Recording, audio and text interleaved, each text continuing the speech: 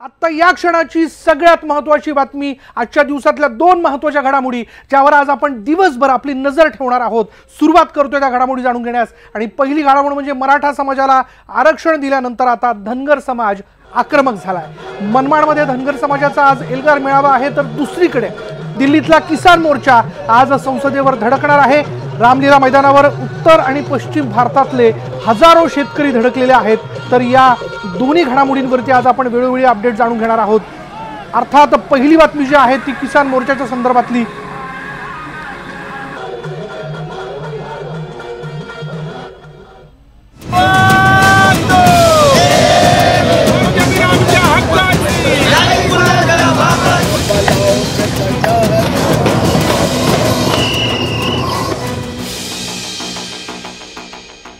नवी दिल्लीतल्या शेतकऱ्यांचा मोर्चा जो आहे तो आता संसद मार्ग परिसरात जाऊन पोहोचला आणि या मोर्चामध्ये उत्तर आणि पश्चिम भारतातले हजारो शेतकरी जे ते सहभागी झालेले आहेत। डोक्यावरती लाल टोपी आणि हातात विविध रंगांचे झेंडे घेऊन देशभरातले शेतकरी बांधव या मोर्चात सहभागी झालेत। एकूण जर आपण लक्षात घेतलं तर देशातील 208 शेतकरी संघटना यामध्ये सहभागी झालेल्या आहेत। कर्जमाफी द्या, शेतीमालाला 1.5 पट हमी भाव द्या, अशा त्यांच्या प्रमुख मागण्या। त्याचबरोबर स्वामीनाथन आयोगाच्या ज्या काही महत्त्वाच्या शिफारशी आहेत त्या देखील लागू करा अशी त्यांची मागणी आहे। आंध्र प्रदेश, गुजरात, महाराष्ट्र, तामिळनाडू, उत्तर प्रदेश, हरियाणा आणि पश्चिम बंगालमधून हे शेतकरी राजधानीमध्ये दाखल झालेत। अधिक माहिती जाणून घेण्याकरता आपण जाणार आहोत। आमचे प्रतिनिधी अक्षय कुडकेलवार आपल्याबरोबर सकाळपासून या मोर्चाबद्दलचं प्रत्येक अपडेट आपल्यापर्यंत पोहोचवत आहेत। अक्षय, मोर्चा कुठपर्यंत पोहोचलाय?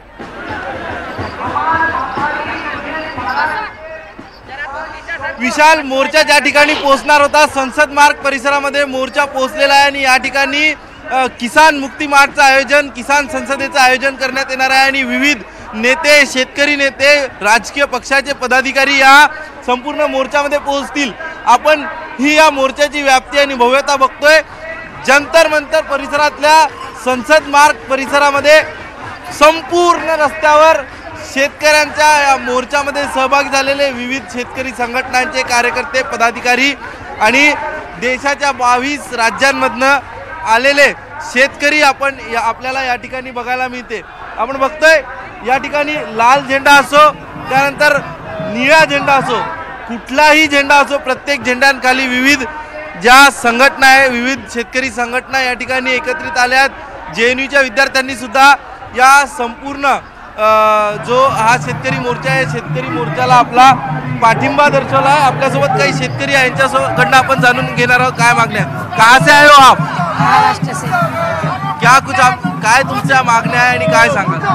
मांगने किसानों के लिए एक तो समर्थन मूल्य हमें 1.5 होना चाहिए और जो कर्जा है वो हमारा मुक्त होना चाहिए, ये मांग लेके आए हैं। कब से निकले थे महाराष्ट्र से? महाराष्ट्र से कल से निकले थे, ट्रेन में रात भर में यहाँ चल के आए। क्या आपको लगता है यहाँ आने से कोई हल होगा? क्या उम्मीदें लेकर आए हैं सरकार के पास से? तो लेके बहुत बड़ी लेके आए, वरना फिर सरकार को भी अगले चुनाव में और कहीं देख लेंगे। आपण बघतोय महाराष्ट्रातल्या विविध भागातनं किंवा देशातल्या सर्वच भागातनं या ठिकाणी हे शेतकरी बांधव आले आहेत। यांना समर्थन देण्यासाठी विविध तरुण तरुणी सुद्धा या ठिकाणी आलेले आहेत। कुठला आलात तुम्ही? कोल्हापूर, महाराष्ट्र। अच्छा, रायशिट्टी। अच्छा, काय वाटतंय या सगळ्या मोर्चातनं काही तुम्हाला मिळेल असं वाटतंय? आम्हाला आशा असेल देईल असं वाटतं आम्हाला। मोदी सरकार नाही दिला तर 19चं त्याला दाखवून देऊ आम्ही। अच्छा, 19 मध्ये काय परिस्थिती आहे सध्याची आणि इतर काय सांगा? शेतीची काय परिस्थिती आहे? शेतीचे परिसर बिकट आहे, काय परवडत नाही शेतकऱ्यांना। त्यामुळे शेतकरी यासाठी कर्जमाफीसाठी इथं मागायला आलेला आहे, तरी मोदी सरकार दिला तर बघा काय करतोय। आपण बघतोय शेतकऱ्यांच्या या ठिकाणी कहाँ से आए हो? बिहार से। बिहार से क्या कुछ मांगे बिहार में, और बिहार की खेती की क्या समस्या है प्रमुख? खेती बिहार में घाटे में चल रही है। सरकार घोषणा की है धान खरीदेंगे, लेकिन उस रेट में धान सरकार अभी तक खरीद भी चालू नहीं हुई है। ओके, लेकिन लगता है यहाँ आने से आपको कुछ हल मिलेगा? हल जरूर मिलेगा। हक जैसे ढंग लड़ाई से होता है, लड़ने से होता है। हम लोग लड़ के अपना हक लेंगे। पूरा करने वाले तो सरकार है, नहीं जब तक करेंगे तब तक हम अपना हक के लड़ाई के लिए लड़ते रहेंगे। आपण बघतोय विशाल, आपल्या हक्काची लढाई शेवटच्या क्षणापर्यंत आंदोलन सुरू राहील अशा प्रकारचं वक्तव्य या ठिकाणी करण्यात येते। संपूर्ण भागातले आपण बिहारमधल्या हे जे शेतकरी संघटना आहे बिहारची जय किसान आंदोलन शेतकरी संघटनेचे पदाधिकारी आपण बघितले आणि असेच राज्यातल्या विविध भागातले शेतकरी आले आहेत आणि या ठिकाणी महत्त्वाची भूमिका मात्र सगळ्यात महत्त्वाचं म्हणजे या ठिकाणी देशाचे माजी कृषी मंत्री आणि राष्ट्रवादी पक्षाचे राष्ट्रीय अध्यक्ष शरद पवार या ठिकाणी येणार आहे। यांच्यासोबत अनेक महत्त्वाचे नेते मग ते तेलुगू देसम पार्टीचे असो यासोबतच जनता दल युनायटेडचे असो सगळे नेते या मंचावर हजेरी लावतील आणि यानंतर नेमकी शेतकऱ्यांच्या काय भूमिका आहे शेतकऱ्यांसंदर्भातली काय ध्येयधोरणं असेल हे या ठिकाणी ठरवण्यात येईल। मात्र एक गोष्ट स्पष्ट आहे सरकारनं जर शेतकऱ्यांबाबत जी निर्णय आहे ज्या यांच्या मागण्या या पूर्ण केल्या नाही त्या गांभीर्याने घेतल्या नाही तर जो असंतोष जो दिसतोय हा असंतोष सरकारला या असंतोषाला सामोरं जावं लागेल। विशाल अक्षय हा देखील एक मुद्दा आहे जसं तू वारंवार तुझ्या बोलण्यातनं म्हणतोय की वेगवेगळ्या संघटनांचे झेंडे आपल्याला दिसून येत आहेत त्या शेतकऱ्यांच्या अंगावर असणारे पेहराव दिसून येत आहेत। आत्तापर्यंत जर आपण चित्र बघितलं तर त्यांच्या मागण्यांना घेऊन ते वेगवेगळ्या जथ्यांनी गेले असतील पण आता कुठेतरी संयमाचा अंत झाला म्हणून हे सगळं विशाल रूप जे आहे ते आता दिल्लीमध्ये बघायला मिळतंय का?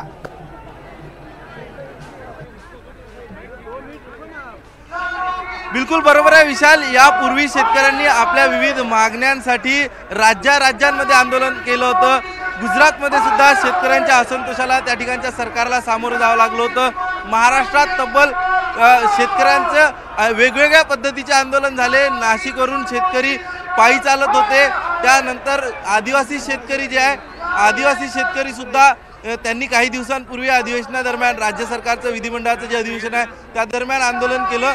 कधी नव्हे ते महाराष्ट्र राज्यातील शेतकरी संपावर गेला होता। हीच परिस्थिती फक्त महाराष्ट्रातली नाही उत्तर प्रदेश बिहार 100% जर शेती असेल तर एकूण शेतजमिनीपैकी 2.5% शेतजमीन असूनही संपूर्ण देशाची भूक भागवणारा पंजाब सारखा प्रांत असो या सगळ्या प्रांतातील शेतकऱ्यांना असं जे आहे वेगवेगळ्या समस्यांना सामोरं जावं लागतं। राज्यात शेतकऱ्यांचे प्रश्न निकाली निघत नाही आणि म्हणूनच या ठिकाणी आता सरकारला या जे आहे संपूर्ण देश पातळीवर जे आंदोलन शेतकऱ्यांकडनं झालं आहे याला तोंड द्यावं लागणार आहे। आणि दोन महत्त्वाच्या गोष्टी आहे शेतकऱ्यांची सरसकट संपूर्ण कर्जमाफी संदर्भातलं विधेयक या संसदेमध्ये मंजूर करण्यात यावं केंद्रात पारित करण्यात यावं आणि याच सोबत दुसरी महत्त्वाची मागणी जी असणार आहे या दोन्ही शिफारसी स्वामीनाथन आयोगाच्या शिफारसी आहे। शेतकऱ्याच्या शेतीमालाला 1.5% हमीभाव मिळाला पाहिजे अशी मागणी आहे। सध्या जर आपण शेतीची परिस्थिती बघितली तर शेतमालाला जेवढी लागत मूल्य आहे तेवढं सुद्धा मिळत नाही। लागवडीची किंमत ही शेतमालाला मिळत नाही तोट्यामध्ये शेतमाल विकावा लागतो आणि अनेकदा अगदी अक्षय स्वामीनाथन आयोगाच्या शिफारशी प्रामुख्याने लागू करा अशी त्यांची मागणी आहे। आजूबाजूला तुझ्या बराच समुदाय दिसतो हे सगळे शेतकरी आहेत वेगवेगळ्या राज्यातनं ते आलेले आहेत आणि प्रत्येकाच्या समस्या देखील वेगवेगळ्या आहेत। त्यांच्या कोणाशी आपण पुन्हा एकदा बोलू शकतो का? आपण त्यांच्याकडनं जाणून घेऊया की नेमकी त्यांची शेतीची परिस्थिती काय कोणत्या समस्यांना ते तोंड देत आहेत। ओके आपण बघतोय सध्या आपल्या सोबत या ठिकाणी जे आहे ते बिहारचे लोक आहे त्यांची नेमकी शेती कुठली आहे आणि ते काय करतात ते विचारून घेऊ। क्या लगाते हो आप खेती में? खेती में हम लोग लॉस में जा रहे हैं। नहीं लगाते क्या हो कौन सा जो धान लगाते हैं अभी। ओके हम लोग को 1200 का अभी कुंटल मिल रहा है घाटे में जा रहा है आधे घाटे में हम लोग किसान मौत हो रहा है। लेकिन आप यहाँ दिल्ली आए हो दिल्ली आने के पहले आपने आपके जो आपका राज्य है आपके इलाके में कभी आंदोलन या आपका जो निजी सरकार वहाँ का स्थानीय सरकार है उनसे सवाल नहीं पूछा? नीतीश कुमार तो कुछ दे नहीं रहा है तो मिला हुआ है मोदी में हम तो किस जगह है बिहार में बिहार में भी नीतीश कुमार सरकार है तो वह तो चोरे है किस से कहे हम लोग मोदी से कहने आए हैं। आप खेती में जाते हो कभी? जी नहीं। लेकिन क्या आप बताइए क्या कुछ हालत है बिहार की खेती की? बिहार की खेती की हालत बहुत ख़राब है। किसानों की बिल्कुल दशा जो है दयनीय हो चुका है। कहीं कुछ भी लोग उनके किसान के बच्चे पढ़ाई नहीं कर पा रहे हैं उनकी दवाई का परेशानी हो रहा है दवाई में परेशानी हो रही है उनको। अच्छा बाबा कहाँ से आए हो आप? यूपी से। यूपी से? हाँ। क्या हालत है आपके यूपी की खेती की? खेती की हालत खराब है भैया। अच्छा हाँ। क्या कुछ लगाते हो आप खेती में? आ जाइए बाबा, इधर आ जाइए थोड़ा। गेहूँ जी धान जी। हाँ। और गेहूं धान में क्या कुछ मुनाफा मिल रहा है आजकल खेती में? मुनाफा की घटी आता है जी, उसमें घटी होता है, मुनाफा नहीं हो रहा मुनाफा नहीं हो रहा है, घाटा हो रहा है। घाटा हो रहा है। ओके, इधर देखिए क्या कुछ हालत है, बताइए थोड़ा। हालत क्या में बताइए थोड़ा। खाद महंगी हो गई जी, बीज महंगा हो गया जी, गल्ला का भाव कम हो गया जी। इस साल पैदा भी सूखा पड़ गया जी। पैदा भी नहीं हुआ। ओके, तो इसके पहले आपके वहाँ के उत्तर प्रदेश की सरकार, योगी आदित्यनाथ जी की सरकार है, उनसे कभी सवाल नहीं पूछा खेती के बारे में? सवाल तो बहुत पूछा जाता, कोई जैसा सुनता नहीं जी, कोई सुनता ही नहीं है किसान का। तो आपको उम्मीद है अभी आप दिल्ली चल के आए हो तो दिल्ली में कोई हल निकलेगा आपका? अब देखो निकलता है कि नहीं। हल्ला गोल्ला तो बहुत किया जाता, मोर्चा किया, उम्मीद भी काफी लगाए बैठे हो। उम्मीद भी लगाए रहते हैं कि हाँ होएगा। कर्ज है हमारे सबके ऊपर, वो भी नहीं माफ हो रहा है। ओके, चलो। तर आपण बघतोय या ठिकाणी शेतकरी विशाल हवालदिल झाला आहे। शेतकऱ्यांना आपल्या मागण्यांसाठी वेगवेगळ्या वेळी या ठिकाणी आंदोलन करावं लागतंय। मंचावर राजू शेट्टी शेतकऱ्यांना संबोधित करतायत। विशाल, वेगवेगळ्या भागात हे शेतकरी आलेले आहेत, मोठ्या संख्येने आलेले आहेत। हे सगळ्यात मोठं नवल आहे की भारतीय किसान मोर्चाच्या अंतर्गत हे सगळे वेगवेगळे गट जे आहेत ते एकत्र आलेले आहेत। देशातील 208 शेतकरी संघटना या ठिकाणी सहभागी झालेल्या आहेत। कर्जमाफी द्या, शेतीमालाला 1.5 हमी भाव द्या, आमच्या शेतीत काहीच उगवणं हे मुश्किल झालेलं आहे आणि आम्हाला तोटाच होतोय अशी भावना या शेतकऱ्यांनी या ठिकाणी व्यक्त केलेली। शेती करणंच कठीण झालेलं आहे, त्यामुळे आता आम्ही करायचं तरी काय, म्हणून अखेर शेतकऱ्यांचा हा सगळ्यात मोठा आक्रोश जो आहे तो जमावाच्या स्वरूपात आपल्याला दिल्लीमध्ये बघायला मिळतोय। याबद्दलचे अपडेट्स आपण घेत राहणार आहोत, पण यानंतर इथे वेळ झाली एका ब्रेक घेऊयात। पहा फक्त न्यूज 18 लोकमत।